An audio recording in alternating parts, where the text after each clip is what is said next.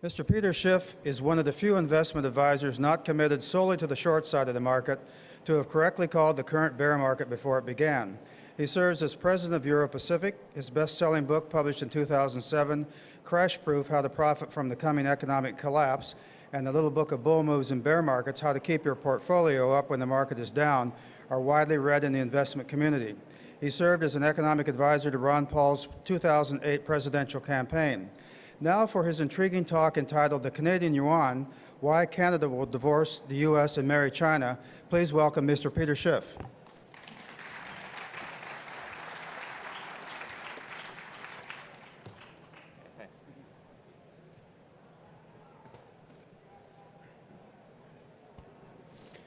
All right, well, I don't know about marry China, but I guess we'll be able to date China a little bit. Anyway, I got a more recent book, by the way. I didn't mention it. It's called The Real Crash: America's Coming Bankruptcy. And we're actually auctioning off a few copies if you don't have it. I also have a Canadian business, Euro-Pacific Canada. And we've got a booth here, what is it, 1155, something, 1533. I knew it had numbers in it. But 1533 if you want to go by, and you can also fill out a card and get one of those books. Now, today, I don't know if you noticed while you're at the conference, but we inaugurated President Obama for a second term earlier today. And if you watch a lot of the media coverage, everybody is convinced that this second term, this is where President Obama is really going to establish his legacy. That in his first term, he had to deal with the economic crisis that he inherited. And so he was busy cleaning up the mess that was caused by unbridled capitalism, by excess greed, and we had this big crisis, and the president came in and solved the problem with more government and more regulation and more central planning. And now that the problem has been solved, the economy is really going to be able to grow, and Obama is going to be able to establish himself in his second term. Now, I don't think it's exactly going to go quite that way. In fact, I thought it was going to hit the fan during Obama's first term. And I knew he was going to win. I was forecasting President Obama to win even before he had announced that he was a candidate. Because I knew that no Republican was going to win re-election based on what I knew the economy was going to look like at the end of the Bush term. So I knew that whoever the Democrats nominated would win. But at the time, I thought they would have one term, kind of like Jimmy Carter, because I thought it was going to fall apart during the first term. But one thing that happened that I probably didn't anticipate was the European situation and how quickly that unfolded. And I think the crisis in Europe took the U.S. problem and put on the back burner. And because the world became so preoccupied with Europe and the euro, and with the Eurozone collapse, with the euro disintegrate, that created a lot of flight capital into the U.S. dollar. Despite the fact that our problems are worse than Europe, despite the fact that we've got more debt than Europe, people were buying our debt because they were afraid of European debt. And as a result, that bought President Obama and the U.S. economy a lot of extra time. I mean, it wasn't, time that we used wisely. We didn't use that extra time to get our house in order. We just used it to spend more borrowed money and go deeper into debt. And so now the problem is looming much larger than what we had 4 years earlier. But I think right now the European situation is not as dire, at least, in the here and now. And I think that people are going to again look at the United States and start to worry about the dollar and our debt, and not so much about the euro and European debt. Not that I don't think that debt is a problem. I just think that the U.S. has a greater problem. Now, a lot of people would think, well, gee, we had a problem. It was the fiscal cliff, but we avoided that one. We dodged that bullet, so everything is okay. I mean, the fiscal cliff was a manufactured crisis. The fiscal cliff wasn't a crisis. It was actually the consequence of the fact that the U.S. government is spending too much money. We needed to go over that cliff. In fact, we needed a bigger cliff to go over. And the fiscal cliff was actually designed intentionally by Congress. It was because back in 2011, politicians didn't have the integrity to actually cut any spending or raise any taxes, so they passed a law that required them to cut spending and raise taxes in the future.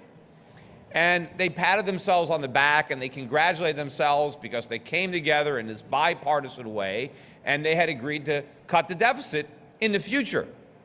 Now, of course, at the time, I was saying that, this is all talk, that they're never going to allow these cuts to go through because the minute we get there, they're going to say, well, it would harm the economy. And that's exactly what happened. We canceled the fiscal cliff as soon as we arrived at it. But going over it wouldn't have solved the problem by a long shot, but it would have been better than what we did, which was avoid it. Now the crisis that they've manufactured is the debt ceiling. And you're going to hear a lot of talk about the debt ceiling. Well, apparently, the Republicans have agreed to a 4-month extension. They haven't voted on it yet. I think that's coming up now in another week. But according to the president, if you listen to Obama talk, America needs to raise the debt ceiling to show the world that we're good for our debts, that we're going to pay our bills. But it's actually the exact opposite. We don't want to raise the debt ceiling so we can pay our bills. We want to raise the debt ceiling because we can't afford to pay our bills.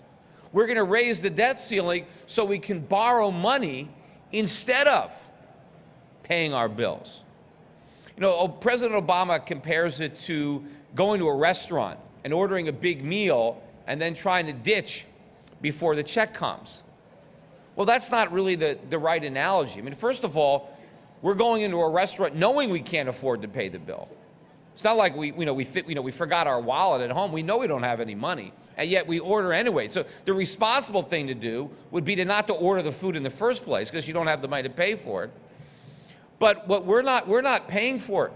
Borrowing money isn't paying. All we're doing is going deeper into debt because we can't afford to pay our bills. In fact, America has told the world that we're not going to pay our bills, that the full faith and credit of the U.S. doesn't stand behind our debt. If you listen to the news, you'll hear President Obama all the time, or even the Secretary of the Treasury or Chairman of the Federal Reserve, if we don't raise the debt ceiling, we're going to default. We're going to default on our treasuries. That's why we have to raise the debt ceiling to prevent default. Well, that's an admission that the U.S. government is not going to tax American citizens to pay its bills. The U.S. government is not going to cut spending so that it can pay its bills. The U.S. government is telling the world, we're only going to pay our bills if you loan us the money to do it. We're perfectly willing to repay our debts if the people who are holding our bonds loan us the money. Well, that's exactly what Bernie Madoff was doing. We have admitted that we are running a giant Ponzi scheme. Now, the debt ceiling is a self-imposed limit, right? We can raise it whenever we want. And that's the problem. We always raise that ceiling. But eventually, we are going to run into a lending ceiling. And that's the real ceiling, because that's when the world decides that they don't want to loan us any more money. But what are we going to do? Well, we've already told the world what we're going to do. The minute we can't borrow any more money, we're going to default. Now, will we have the integrity to actually default? Because there's two ways that you can default on your debts when you're a sovereign nation. You could be upfront with it, you can be honest with your creditors, and you can just not pay. Or you can be dishonest and you can print money and you can pretend to pay, because you can pay off your creditors with money that has very little value or maybe has no value whatsoever. But from the point of view of our creditors, it's a distinction without a difference. Not being paid and being paid in worthless money is the same thing. But right now, most of the world's creditors don't seem to be worried about inflation. In fact, they look at the fact that America can print money as some kind of a plus. Hey, there's nothing to worry about. America's never going to default. They got a printing press. Well, it's the printing press that you have to worry about. If we didn't have one, then it would be less risky. That's one of the things that I think some of the European nations had going for them, is that they couldn't print, at least not directly, but America can. And so I think as the world starts to appreciate this, in fact, one of the rating agencies, Fitch, had come out last week and said that if the U.S. government doesn't increase the debt ceiling, that they might downgrade U.S. Treasuries. Of course, they have them as AAA right now, but if you think about the logic of this, if we don't go deeper into debt, they're not going to continue to maintain our credit rating, as if the more debt we have, the more creditworthy we become. It should be the opposite. And in fact, if you go back to 2011, the reason that Moody's gave for not downgrading the U.S., because S&P did, but the reason that Moody's gave was the deal that created the fiscal cliff. They specifically said because of that deal, that's why they didn't downgrade us. And then we canceled the deal. But Moody's is not going to downgrade the U.S. It's up to investors to figure out that the U.S. is not creditworthy. Now, one other thing that might buy us a little bit of time, but I don't think nearly as much as Europe, is the situation in Japan. Right now, it's the Japanese yen that is falling in value, not the dollar. And the yen is falling because the new government believes that the problem in Japan is there's not enough inflation, and they want to solve that problem by creating it. And according to Abe, who's the new leader, he's going to create inflation, and that is going to generate extra income for Japanese households, which they're going to go out and spend. Now, it might generate extra income, but it's not going to generate extra purchasing power. In fact, the yen has already dropped about 10 or 15% in the last couple of months. That means Japanese citizens are 10 to 15% poorer than they were. Everything they want to buy is now going to be 10 to 15% more expensive. How does that create any economic growth? How do you increase purchasing power by destroying it? I read, if you want to read some really stupid articles on economics, read stories about Japan. Because I read this article in Bloomberg, and it talked about how the Japanese had been plagued, were suffering from deflation, suffering from falling consumer prices, right? And they said that prices were falling by about 1% per year. And as a result of that, no one in Japan was buying anything, because they knew that if they waited a year, they can get it for 1% less. And I'm thinking, what, is this guy an idiot? I mean, so someone in Japan needs a new car, and he says, you know what, I know I need a car, but I'm just going to drive this, this clunker around for another year because I can get 1% off if I wait. I mean, would anybody buy anything? I mean, how many people in this room have cell phones? They're cheaper every year. I mean, if the reason that everybody has a cell phone is because the price went down. I was joking with a guy here that works for me who looks like Michael Douglas, and I remembered about the cell phone that he had in 1987. Nobody had those cell phones. You had to be a Gordon Gekko to afford one. They were like $2,500 a piece, and it cost almost that much just to use it. But why does everybody have cell phones now? Because the price went down. So falling prices is what creates demand. One of the bright spots in the Japanese economy is that they didn't have rising prices. They had pretty much price stability. But the new Japanese government wants to change this. And the reason is that they're trying to generate more exports. And they want to do that by destroying the value of their currency. Well, sure. Why don't they make the yen worthless? Then they can export the whole country, right? Y'all have nothing left. I mean, anybody can export more if you just put your goods on sale, which is really all you do when you destroy your currency. But it's even worse. I've read rumors now that the Japanese own about 1.3 trillion treasuries. That's how much America owes Japan. And I've read that now they're thinking about buying another trillion in foreign bonds, and about 500 billion of it would be U.S. Treasury. So this is their idea to stimulate their own economy. Print up a bunch of yen and then buy U.S. Treasuries. So basically they're loaning money to the most indebted nation on earth, and we already can't afford to pay them back the treasury they hold. We basically just said, if we can't borrow more money, we're going to default on the 1.3 trillion in treasuries you own, and their bright idea is to loan us even more money. And why do they want to do that? They want to do that so they can sell more products to Americans who are already too broke to pay for the products they already bought. But this is the dynamic in the global economy. Everybody thinks they have to export to America. Why? I mean, most nations don't even remember why they export in the first place. You don't export to export. You export to import. Imports are the goal. Exports are the means to that goal. Just like jobs. All the politicians want to talk about jobs. They want to say that we need jobs. People don't want a job. They want the stuff that they get because they have a job. If they can have the stuff and skip the job, most people would do that, right? That's why people look forward to retiring, because they don't have to work anymore, right? So we don't want to create jobs. We really want to eliminate jobs and create leisure. We want to create wealth, and people want to consume. So to say that we want to export so we can export, I mean, what good is it? You want to export to import something. So what Japan is going to do by debasing the yen, it means now they're going to have to export more stuff to import the things that they need. And so their trade deficit, they have a trade deficit now in Japan. And so now that deficit is going to get bigger because oil is going to be more expensive, right? All the resources that they need to import are now going to cost more money. And if someone in Japan wants to buy a BMW, hey, now he needs 15% more yen to do it.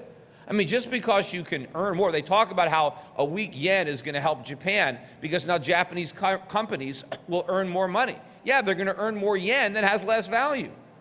I'd rather earn fewer yen that has more value.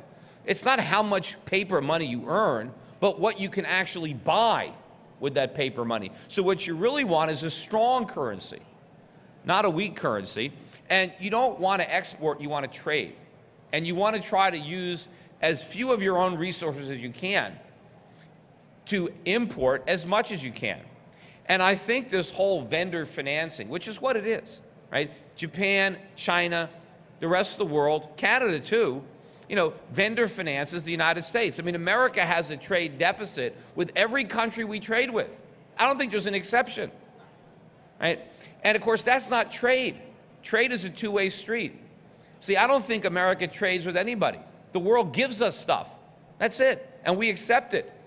And yeah, we go through the motions, we give IOUs, but what does Japan do? What does China do with the money that America spends? They just buy our treasuries. Well, what good is a treasury bond? Right? All you can get is more dollars and more treasury bonds. It's not like you can hang them, frame them on your wall and just admire it like it's some kind of work of art. America gets real stuff. We get real consumer goods that we can use that make our lives better. And the rest of the world gets a piece of paper. Now, of course, they think there's real value there because they assume, well, I got a piece of paper, but I can buy something with it eventually. Well, how do they know that? And if we have to keep printing them, and here's the crisis that's going to hit, Obama in his second term, because he's delayed the problem, but America is deeper into debt. And you'll hear the Federal Reserve now all the time talk about their exit strategy. We got an exit strategy. We're going to be able to take the punch bowl away. We're going to raise interest rates when we have to. See, that's all a bluff. The Fed has no exit strategy. It's impossible. I've called it the Roach Motel of monetary policy. I don't know if you guys have Roach Motels up here, but that's where the roaches check in, but they don't check out. Well, you can check into a 0% interest rate policy, but you can't check out. We've got an economy in America that is completely dependent on interest rates at zero. And therefore, the Fed can't raise interest rates. So it has to make one excuse after another why it's not doing it. But it can't do it, and it can't tell the truth about why it's not doing it. Because the markets can't handle the truth, and like Jack Nicholson, the Fed knows that the market can't handle the truth, so the Fed, Ben Bernanke, lies. And so he pretends that he's going to raise rates, knowing he can never raise rates. Because the minute he raises rates, we are in a bigger financial crisis than 2008.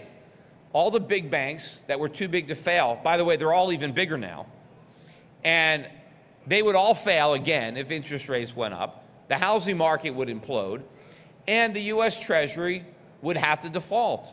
If the Fed was raising rates and not monetizing more debt, because you can't ease and tighten simultaneously. They haven't figured out how to do that. So it's one or the other. So if the Fed is tightening, the U.S. Treasury is going to default. In fact, if you think about this, right now the Federal Reserve is buying about 90% of the net new issuance of U.S. Treasuries. So if we have a debt of about $1.2 trillion a year, the private sector only has to finance about, what, 200 billion of it? The rest of it is being monetized by the Fed. Well, what would happen if the Fed had to tighten and had to sell treasuries instead of buying them? Well, now the Fed has to sell the entire 1.2 trillion in competition with the Fed. Let's say the Fed decides it's going to sell 500 billion. So now the market has to absorb 1.7 trillion. How's that going to happen? Who's going to buy all these treasuries when the Fed joins the Treasury in selling Treasury debt? The market would implode, interest rates would skyrocket, and right now, the net interest on the U.S. national debt is about $300 billion a year, which is relatively small considering it's a $16.5 trillion nut that we've got to service. But what happens if the Fed is tightening and interest rates are 5%, 6%, 7%? Well, now you're talking about $1 trillion in interest payment. There's no way the government can come up with that, especially in a recession. Because if interest rates go up, we're right back in a recession, which means tax revenues decline, which means the budget deficit is going to grow. And can you imagine where the deficit is going to be if we're starting a recession where the deficit is already 1.2, 1.3 trillion? We're already borrowing 40 cents out of every dollar, and we go into recession? Look at where the unemployment rate is in America. And this is the end of the boom. Yet we have an unemployment rate that is generally associated with a bad recession. That's where we are after the recovery. So the Fed, all the Fed can do is pretend. But eventually the dollar has to crack, because the only way the Fed can keep the bond market from imploding, keep interest rates from rising, is to continue monetizing. And it has to continue to deny that there's inflation. And the government gives the Fed the tools to lie about it in their CPI or the indexes that the government comes up with to show that there's no inflation. Of course, the government is lying about the fact that there's no inflation. In fact, I've been talking about these polls that they were doing during the presidential elections. I read, Fox News had polls, and in one of their polls that was taken about a month before the election of registered voters, the number one economic issue that voters identified that was problem for them was inflation. Rising prices was twice as big a problem as unemployment. It was a bigger problem than housing, than health care, than education. Number one economic concern by a factor of 2. Yet according to the government, there's nothing to worry about because there's no inflation. So people are concerned about something that doesn't even exist. Well, to me, it's much more likely that the people who are actually buying stuff, are aware that the prices are going up, and it's the government statisticians that are wrong. And in fact, they have a vested interest in being wrong, because if the government accurately reported on what prices were really doing, well, then the Fed can no longer pretend that there was no inflation, and they'd have to raise interest rates. But we know they can't raise interest rates because the economy is addicted to 0%. In fact, we're so addicted to debt at this point that 0% is as high a rate as we can afford. We can't even afford 1%. And that was the rate that gave us the housing bubble and the financial crisis. Yet that rate is even too high for us now because we're so much deeper in debt. The economy is so much more leveraged than it was and so much more dependent on that cheap credit. So the Fed is going to keep on printing and keep on buying treasuries until they can't do it anymore, because there's a currency crisis, because there is a sovereign debt crisis. And that's what's coming. But contrary to what a lot of people would think, that's the best thing that can happen to the rest of the world. Now, long run, it's going to be good therapy for America if we do the right thing in response to it. But as far as the rest of the world is concerned, we let the world off the hook, because right now, subsidizing American consumption is a burden on the global economy. If the world is exporting to us but not getting any imports in return, it's a subsidy.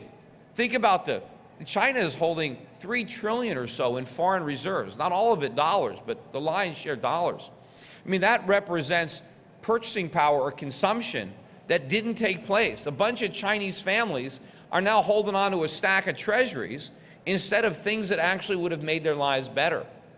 People are working in poor conditions for low wages, but instead they're getting U.S. treasuries instead of the things that Americans are buying. So I think one of the things that will happen when the dollar collapses is that the world is going to be able to reclaim its production. And people, I hear this all the time. Oh, China, China needs America. Without America, who are Chinese going to sell their products to? There's 1 billion people in China. They can use those products. Now, people say, well, the Chinese can't afford them. No, they can afford them. It's the Americans who can't afford the products because we're buying the products with the Chinese money. If the Chinese government simply allowed the RMB to appreciate, which it would do if it wasn't for this massive accumulation of dollars, they can afford their products. I saw this guy on CNBC, one of the funniest interviews I've seen, but this guy was on CNBC last week claiming that the United States should also start its own sovereign wealth fund. And maybe someone should tell this guy was an economics professor, which is why you shouldn't study economics at a university. But someone should have told this guy, in order to have a sovereign wealth fund, you need to have sovereign wealth.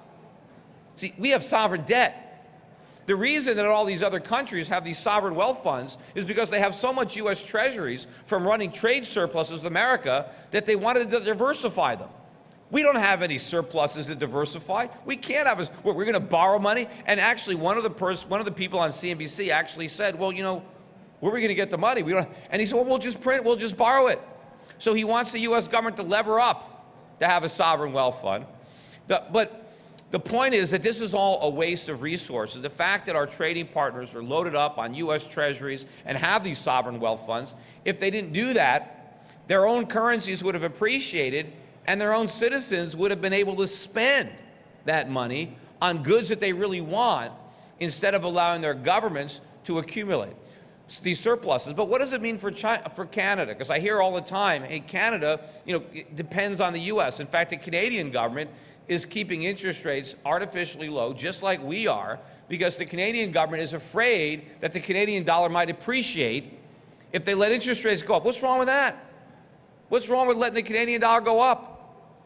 Everybody in Canada would be richer, right? There's some condos down in Miami that would get very cheap if the Canadian dollar could appreciate. Would that be so bad if the Canadians could go buy up all these properties from Americans who couldn't afford them anymore because their currency went down?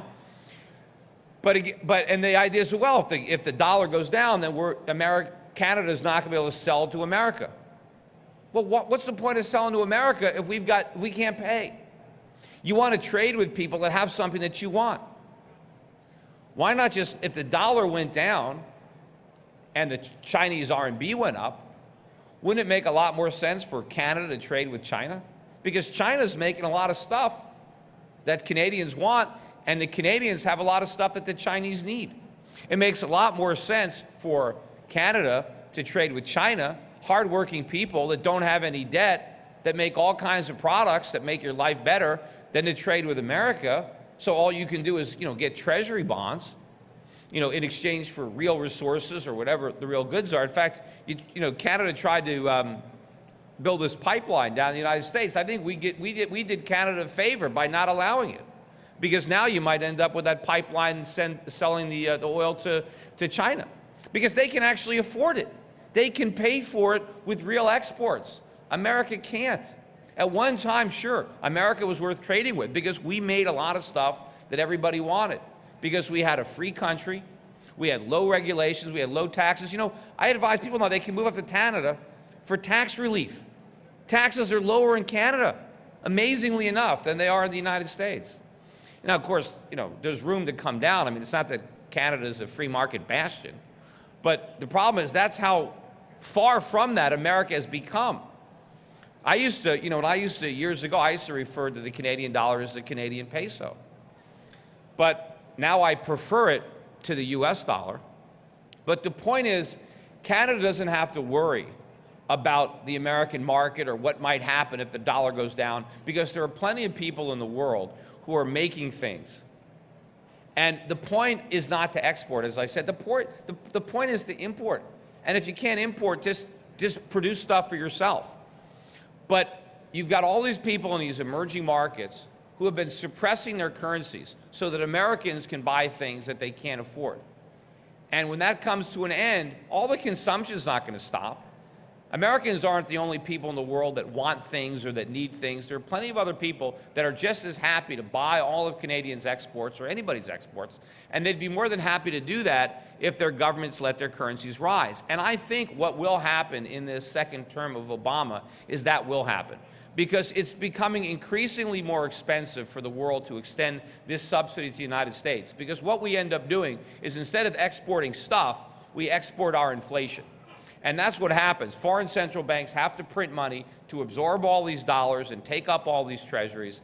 And I think that's going to come to an end, especially, and now I'm out of time, but if what's going on in Japan, if the Japanese are successful, and so far it looks like they might be, in driving the yen down, then the Japanese are not going to be able to buy as many U.S. treasuries. They're going to have to buy Japanese government bonds, because that bubble will burst if Japanese savers believe that inflation is coming. They're not going to hold on to a JGB that's paying less than 1% if you've got, inflation. And so the Japanese won't have the ability to sustain two bubbles simultaneously. So we lose the Japanese. The Chinese are already not as big a buyer as they were. And now that the problems are no longer, Europe is no longer the main concern of the world, and money is moving back into the Eurozone and the Euro currency, that's going to put a lot of pressure on the dollar. Well, anyway, I'm out of time, so thanks.